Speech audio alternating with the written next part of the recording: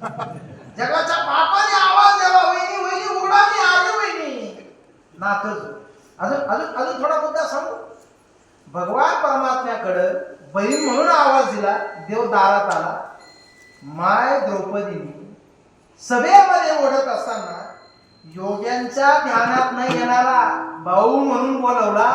त्वरा झाली गरुडा टाकी येणे मागे, द्रौपदीचा लाग येणार आहे. हो, गरुडाला गाडीला मागं टाकलं, देव पुढे आला का, नातं जोडलं म्हणून. आणि या सगळ्या नात्यांमध्ये माय जनाबाईला माहिती आहे सर्वात श्रेष्ठ जर नातं कुठलं असेल तर ते माईचं, आईचं आणि मुलाचं, लेकाचं.